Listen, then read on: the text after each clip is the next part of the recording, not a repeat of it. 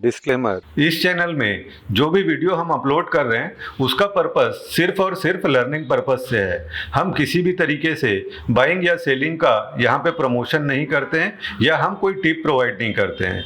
ये सिर्फ और सिर्फ लर्निंग पर्पस से ही है। Good evening to all of you. यहाँ पे मैंने एक टूल लगाया है विक्स लेवल, देख पा रहे हो? Yes, sir. है ना, इसको आई ट्रेंड जोन के नाम से दिया हुआ है। इसमें मैंने क्या है, डेज ओपन और वीवैप को हाइड किया हुआ है अभी फिलहाल, ठीक है, क्योंकि हमारा विक्स लेवल को समझना जरूरी है। विक्स लेवल होता क्या है?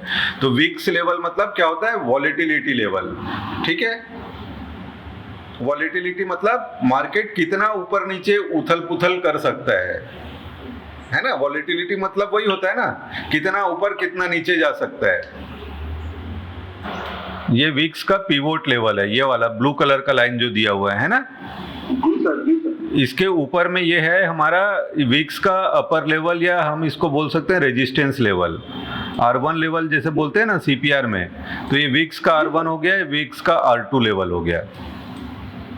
वैसे ये विक्स का सपोर्ट 1 और ये सपोर्ट 2 हो गया, ठीक है। तो ये विक्स लेवल है। विक्स लेवल का अपना अलग सिग्निफिकेंस है और विक्स लेवल को हम बाद में मिक्स करेंगे। तो आज हमारा डिस्कशन सिर्फ विक्स लेवल के ऊपर रहेगा। तो आप देख रहे हो यहाँ से एग्जैक्टली पलटा, वहीं से यहाँ पे आके रुका इस लेवल पे, इसको तोड़ दिया। तो नेक्स्ट लेवल कौन सा आया हमारा?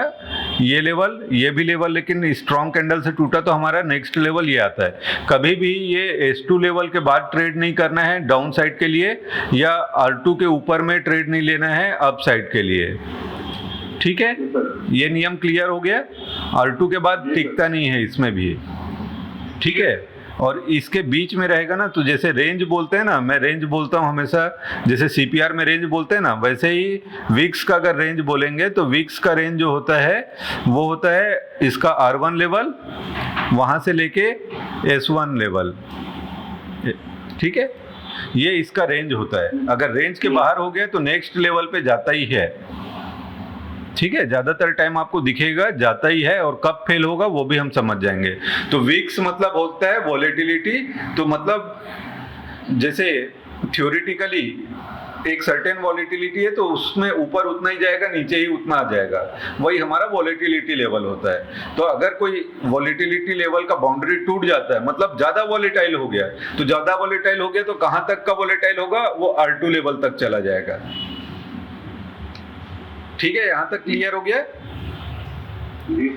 है ना। इसको CPR के साथ कंबाइन क्यों करना है कि कई बार जैसे वाइडर CPR है ना, वाइडर CPR है तो उस समय में हमको समझ में आ जाता है कि भैया ये बड़ा मूव करने वाला है नहीं, तो वॉलेटिलिटी को इसीलिए उसके साथ कंबाइन करना होता है। तो जैसे यहाँ पे आप देख रहे हो, तो वॉलेटिलिटी लेवल के हिसाब से R1 और जो S1 है उसके बीच का डिफरेंस कितना था? कितना है डिस्टेंस? 145 के आसपास है। 145। हमारा रेंज क्या होता है? 145 में ट्रेंडिंग होता है कि साइडवेज होता है? नहीं सर, 145 है मतलब ठीक ठाक मूवमेंट आएगा ना। 145 मतलब ठीक ठाक मूवमेंट आएगा, 150 है ना। 150 से नीचे है मतलब ठीक ठाक मूवमेंट आएगा। तो यहाँ से भी हमको एक अंदाजा लग जाता है,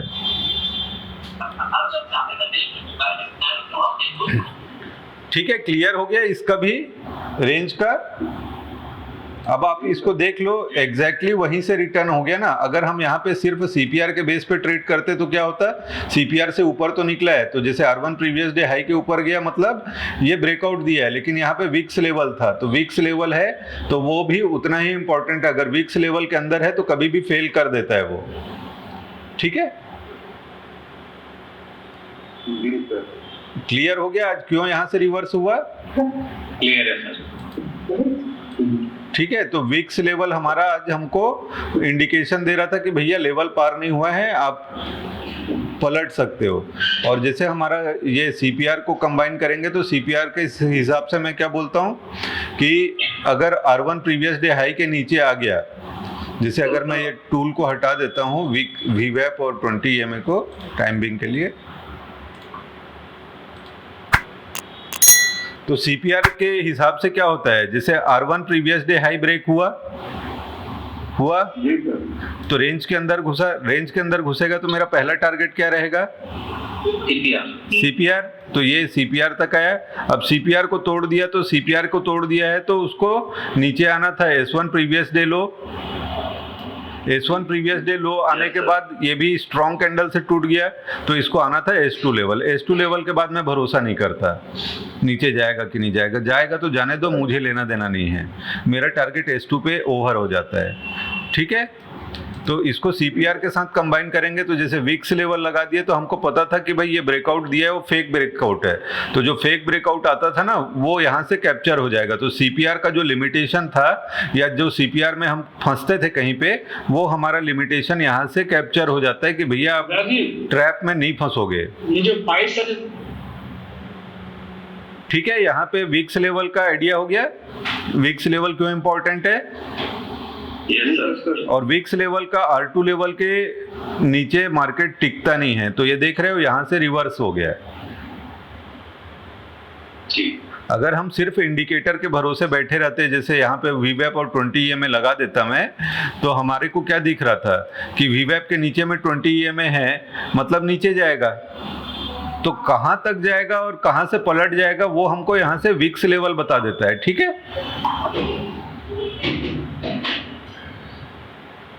क्लियर हो गया यहाँ तक? Clear sir. जी बड़े भाई जी। Yes sir. ठीक है, तो विक्स लेवल हमारा यहाँ से हमको समझ में आ जाता है। विक्स लेवल का एक ही लिमिटेशन है कि पीछे का बहुत दिन का बैक टेस्टिंग नहीं कर सकते हैं हम, है ना। तो जैसे यहाँ पे भी अगर आप देखोगे तो विक्स लेवल का R2 पहुंचा, उसके बाद नहीं जा पाया ना मार्केट, देख रहे हो। यस। और एक लेवल को स्ट्रॉन्ग कैंडल अगर ब्रेक कर दे तो नेक्स्ट लेवल जाता है।